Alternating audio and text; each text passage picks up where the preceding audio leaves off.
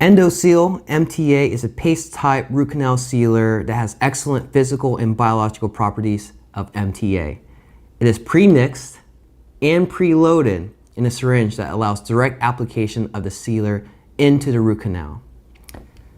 Very interesting.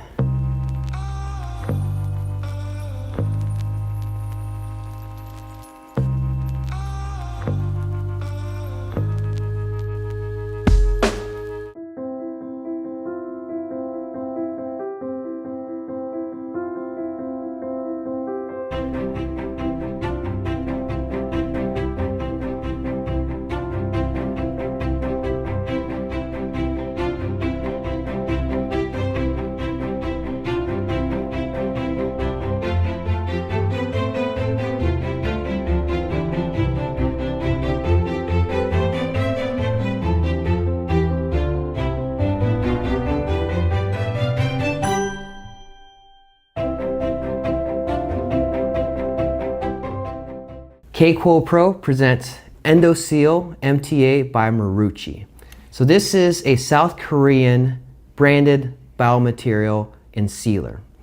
It is very interesting because it is pre-mixed MTA that is syringeable. So of course, the first thing that people might think of will be BC Sealer by Brasseler. They do share very similar properties, and in some cases, one would argue that the ENDOSEAL MTA might have even better properties. So ENDOSEAL MTA is a newer material. I think it started in 2012, and in comparison to BC Sealer by Brasseler, which is closer to 2007, there's actually still some literature or significant amounts of literature on this one as well, even though it's developed a little bit more recently. So as far as ideal sealers go, and this is a little bit of an adaptation of Grossman's list of ideal properties and modernized. And for me, the top 5 are biocompatibility, sealability, handling, radiopacity, and antimicrobial properties. Now as the 6th and bonus property, it's not allowing tooth discoloration, but I kind of reserved that towards the end because it's not as important than those top 5 in my opinion. So with those in mind, a lot of the BC Sealer properties that I've reviewed before are there. And for me, in a way, it's kind of like the gold standard because they're the more popular bioceramic MTA-based sealer in the market. So this is an interesting comparison. So let's start with biocompatibility. So with biocompatibility, there's a couple papers that I really like when I'm reading this. And the first one is about a implanted subcutaneous material comparison in rats. So there's different sealers used. There's ProRoot MTA, there's ENDOSEAL MTA, as well as H+. And of course, in the end, over time, they have to sacrifice the rats and view the amount of inflammation histologically. And it turns out the ENDOSEAL MTA is at similar properties as ProRoot MTA and certainly less inflammation compared to H+. That's a big check mark for biocompatibility. A second study is more in vitro. They simulated a root canal system and they contacted the sealer to fibroblast populations to see how it's still able to interact and propagate. And it was a comparison between ENDOSEAL MTA and BC Sealer primarily, and in the end, they share similar properties. So that's another check mark to biocompatibility. Let's talk about the second property. The second property, sealability, is important, of course. Thus the name, a sealer. So traditionally, a sealer was important because gutta percha shrinks upon heat, and in a way, the sealer was important to fill in the gaps. There's actually a specific study on the amount of bacterial leakage. So the way this in vitro study occurred was they used fluorescent markers for E. faecalis over time to see how different sealers and obturation methods leaked. And in this case with ENDOSEAL MTA, it did really well in comparison to H+. So that's another check mark for sealability. The other thing is by nature, it does require hydration for it to set. And because of that, it does expand a little bit.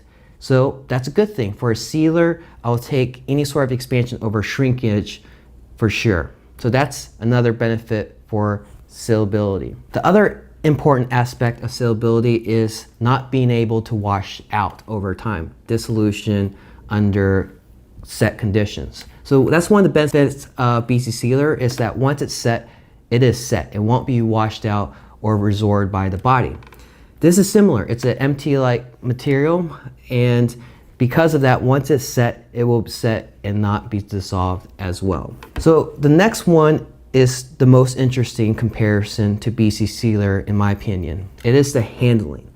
So there's a couple of main differences between the two. The first one is that the setting time. This sets within minutes. We're talking about 12 to 15 minutes in setting time, and that's completely different from BC Sealer, which takes hours to set. And the reason why this could be significant is that if you are using this sealer for peripheral care, it's more feasible to do it because you can apply it to the perforation, and then within minutes it would set and allow you to restore it permanently right away, rather than, let's say, you use MTA where you have to let it sit for several hours, bring the patient back, and then restore, or in comparison to BC Sealer where it's difficult to apply since it's still in like a liquid state. So it's not a means where you can easily restore even temporarily. So the setting time does place significance in that sort of manner in a positive way, but of course it could be a negative way if you move like more slowly and you apply in the canals and you take a little bit more time to apply the master cone. So there's give and take there, but the benefit is certainly that you'll be able to use it in perf repairs, and you have the peace of mind that the sealer will set for sure. I think there was a 2017 study on BC Sealer that stated that it doesn't even set upon many days. So whether or not that's clinically significant is under debate, but with this, there's no debate at all on its setability. It will set. The other important aspect of handling is your ability to apply it into the canals. Now with this one, I do it a little bit differently than BC Sealer. BC Sealer is a little bit thicker.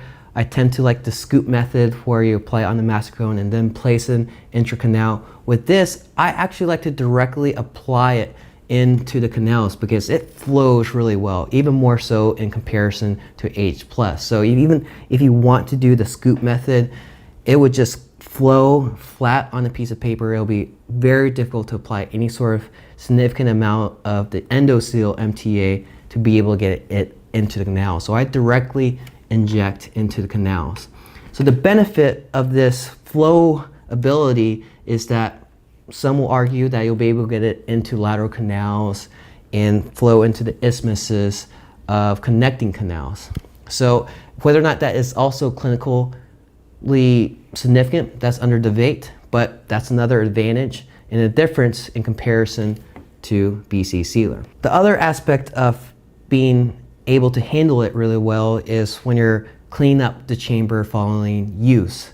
You're trying to remove the excess amount of ENDOSEAL MTA. It actually quickly washes away when you're cleaning out the chamber. So even though it completely sets and does not resorb or become washed out, when it's unset and you have remains left in the chamber, it's actually a good thing to be able to quickly wash out without having to use several micro brushes or ultrasonics. The other part is important, less so for its clinical significance, but more so for communication amongst practitioners, and that's radio opacity. I hate to include this because we don't want to judge a root canal by its x-ray, but in a way it's become a tradition. So the great thing of ENDOSEAL MTA is that it is statistically very radio opaque. It is just as radio opaque as H+, and statistically it's actually supposed to be twice that of BC Sealer. Now clinically, in cases that I've done with this in comparison to BC Sealer, it doesn't just jump out, it's similar, but statistically given the same volume, this is actually about twice more radio opaque than BC Sealer and very similar to H+. H+ is one of the more radio opaque sealers out there. And antimicrobial is included as well. It's nice to have a sealer, and a good comfort of mind to know that you have something that can continue to remove bacteria over time. We all know that the cleaning and shaping upon instrumentation, irrigation, and even better, active irrigation is the most important. So the antimicrobial properties of a sealer would be a nice bonus. In this case, just like BC Sealer, this has a high pH to it, and so by default, that has some antimicrobial properties. That's a very good thing. So the other property that I call it as a bonus is color.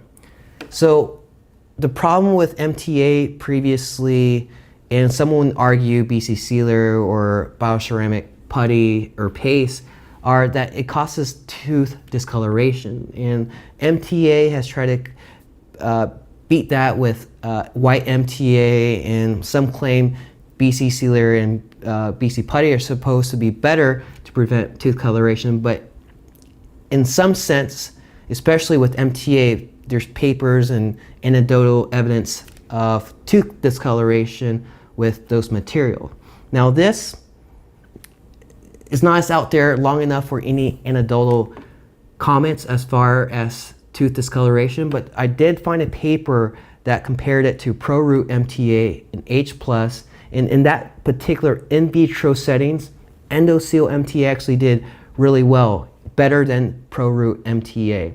I don't remember if it's white or gray, I know that plays a difference, but with that said, it's supposed to be just as good as far as amount of tooth coloration with H+. It's certainly better than ProRoot MTA. So overall, on paper and in my early impressions, it certainly has all the check marks of the ideal sealer. As far as it being able to keep this all in the long term, along with follow-up literature, it's left to be out there, but it's certainly a great start.